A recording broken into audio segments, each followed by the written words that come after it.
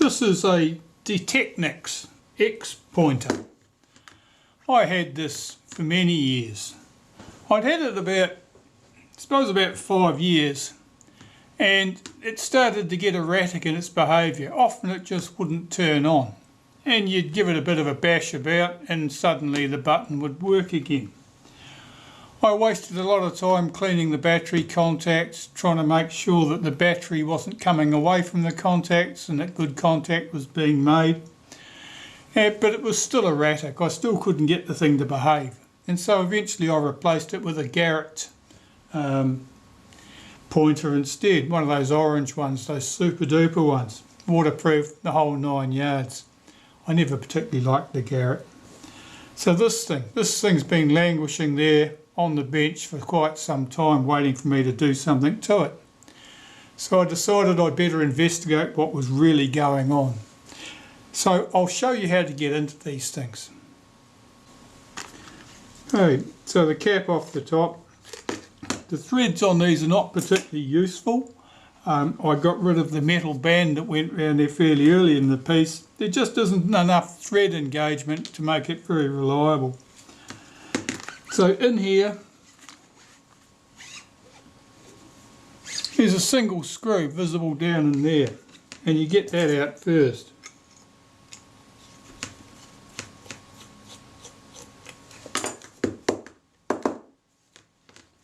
Just a little soft tapper.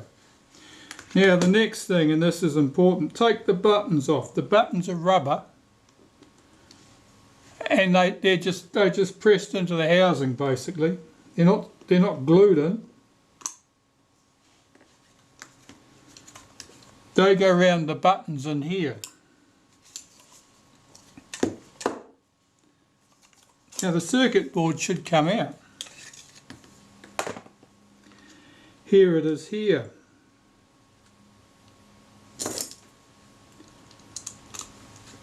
That piece can come off. That's held on with a single screw. That gives us access to our circuit board. Now, in this case, what I determined was the problem is that the switch here, the power switch, was bad, and I determined that by connecting this thing up to a power supply and then bridging the terminals that would be made by the switch, whereupon the metal detector, the pinpointer, beeped into life immediately, no problems at all. Whereas pushing on the button, you could be there all day, nothing would go. So that's how I determined what was wrong. So the next thing to do was to organise a new switch. So I sorted through the local electronics parts supplier's catalogue, found what looked like the right switch, shot down there and came home with my switch. Cost me about $1.50, and then I could get into the job. Here I have my replacement switch. It's not as tall as the original switch here, but I can probably glue something on the tip of that to extend it. It was just the tallest one I was able to get. But I expect it'll do the same job. So I've got to desolder this switch. It's soldered in 4 pads there.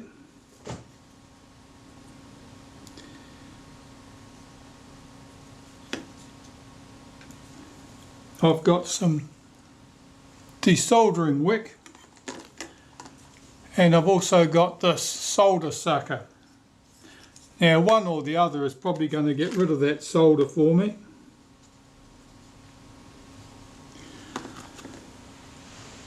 So mostly what I need now is to make sure that my soldering iron is up to temperature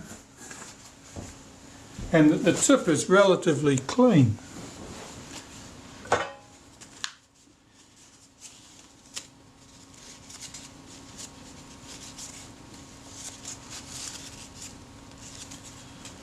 I think I need a new tip for this soldering iron. It's not looking the best.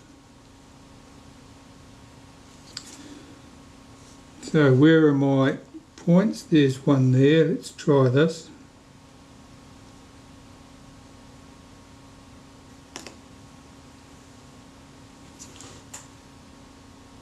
Well, it certainly appears to have done the job.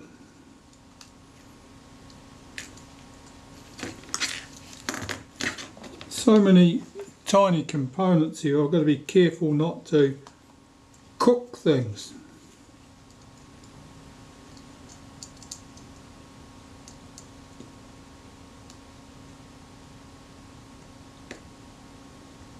Well, that works nicely. I haven't used solder wick in decades and decades and decades.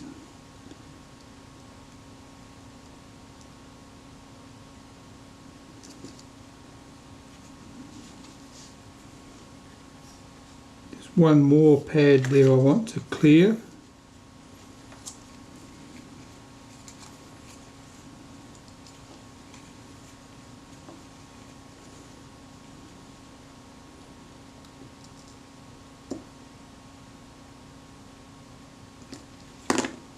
I've folded that leg over there. That's not a helpful thing to do. Let me see if I can fold that back up. I've just got the tip of a little screwdriver here that I'm just going to lever that leg back up with. No, I'm not. Okay, let's try a smaller screwdriver.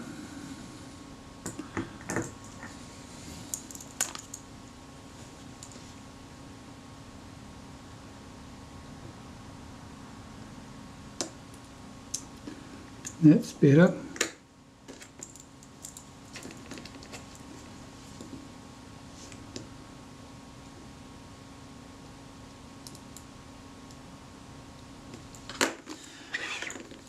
Now let's see if that switch is loose.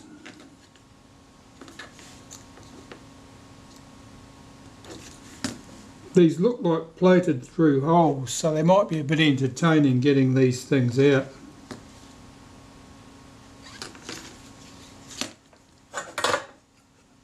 Let me see if I can wriggle this thing about. It's possible that the switch body is glued down to the board at that point too, which is something that I should have checked.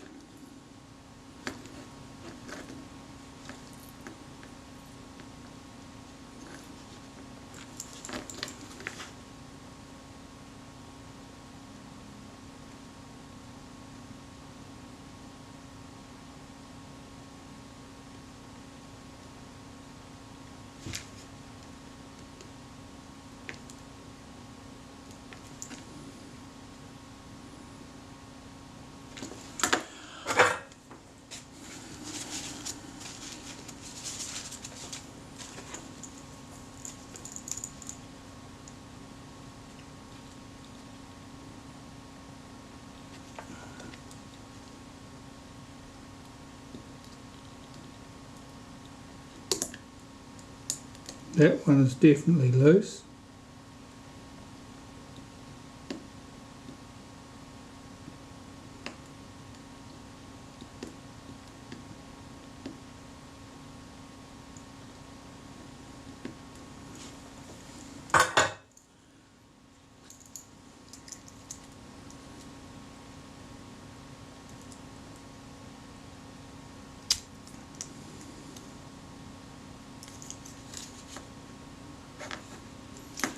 Well, that is not enthusiastic about coming out.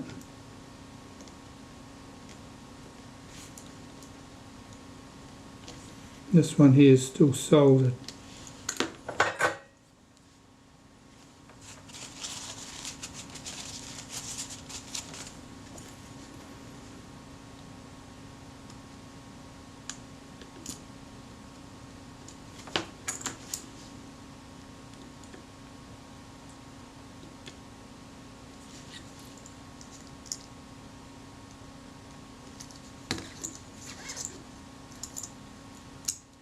Okay, two legs are definitely loose now.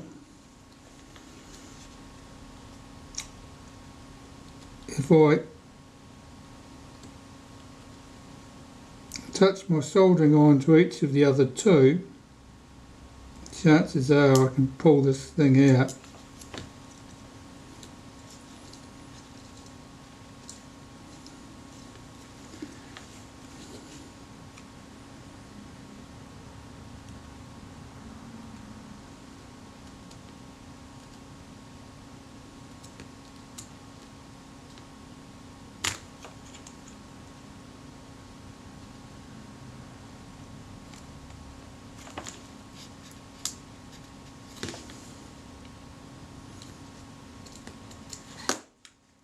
Done it. I've got the switch out. The holes appear to be clear.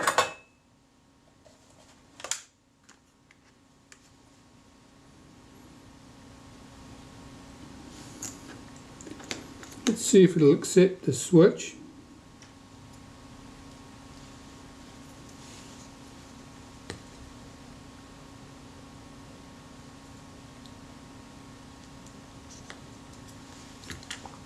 The holes may not be clear enough.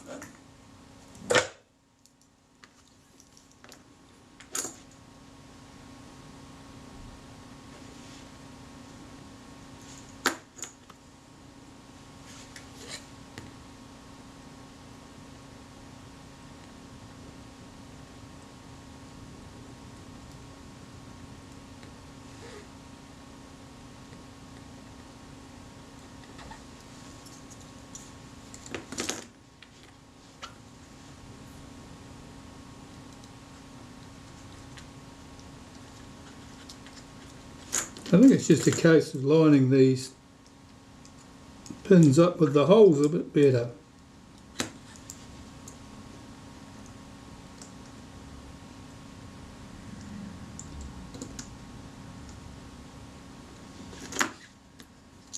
Well, that's in.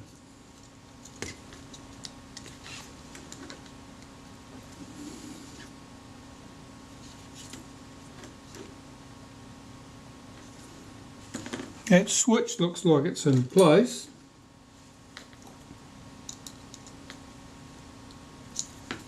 Just make sure it's down firm.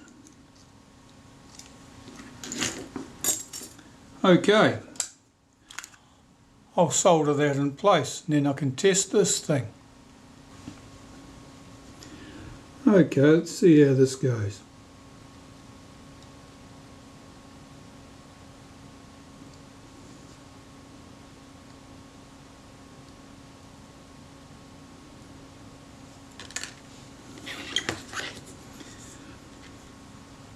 This is a fairly fine soldering iron, but I get the impression that I could have done with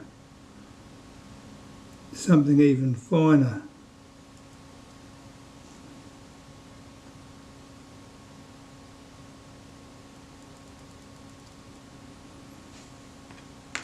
Alright, those joints look fairly good to me with my failing eyesight. Let's connect the power up to it and see if the thing switches. Okay, let's turn the power supply on. It's set to 9 volts. Oh, I consider that a success. Okay, that's all looking very promising indeed. So I think at that stage I can reassemble the pinpointer. I'm probably getting ahead of myself here. I haven't dealt with the fact that this button here is probably 2 millimeters shorter than the one I've taken out.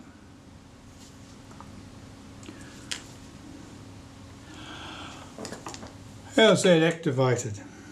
Well, this rubber thing here, this is the button from the housing,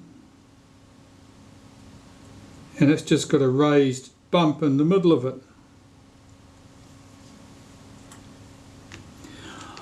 I think what I want to do is to turn a little piece of plastic to make it into a tiny cap that fits over that button and effectively just extends it 2 millimeters. It's either glue something right onto the end of it and hope it stays there, or have something that fits over it so that it's glued on there and is unlikely to get pushed off to either side. I'll need to investigate what I've got for that. I've got a little tiny hobby lathe out the back. I could make something if I can find a suitable piece of plastic. Right, you can see the extension here I've put on that button. I had to extend it by 1.5 millimeters. But now that's fine. I've made it quite long so that it fits over the shaft of the button to a good degree, which means that it's not in danger of falling off from side to side. That's quite firm as it is. I'll put a drop of glue under that just to make sure it doesn't shift, but I'm quite confident that will work. So now all I have to do is reassemble my pinpointer. Okay, so I'll put a little dab of glue inside that thing. We'll pop that in place. It's time to reassemble this and see if it all works. Now there's still the remains of some Brasso metal polish around here when I was desperately attempting to clean the contacts in the hope that it would do something useful. Of course it didn't, but that's just life as we know it. So, to get this thing back together, we have the larger of the two screws goes in here.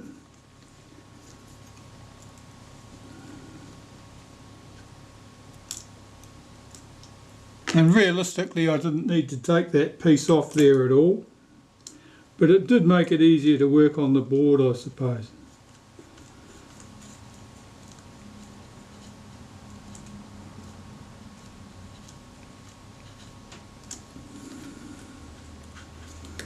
It's that piece.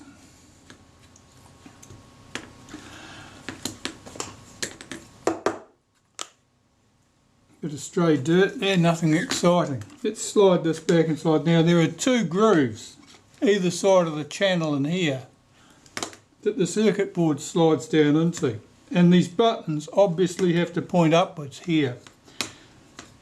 Now see if I can get this slid in here. Just trying to see from the window light beside me whether I've got this lined up correctly or not.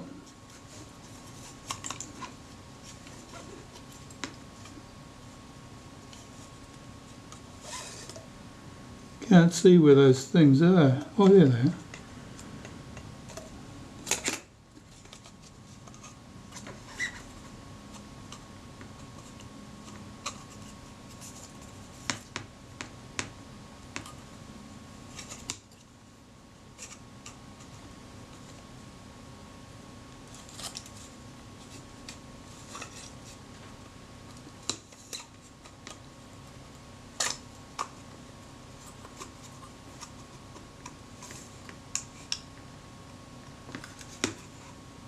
Well, that looks very promising. The buttons are lined up. So the single screw that held that piece in there, let's get that in place.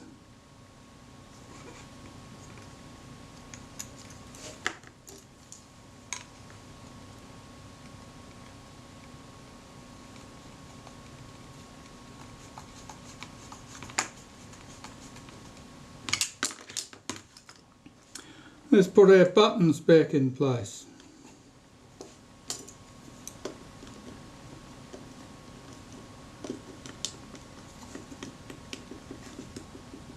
Makes promising clicky sounds, that's always good. Get its mate back in place.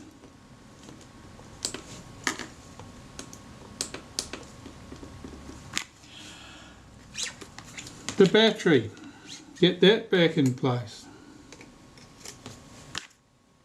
And the cap.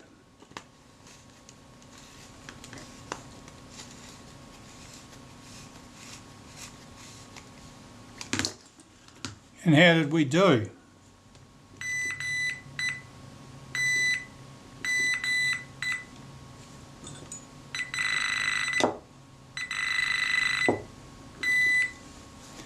Nothing wrong with that. So there we have it.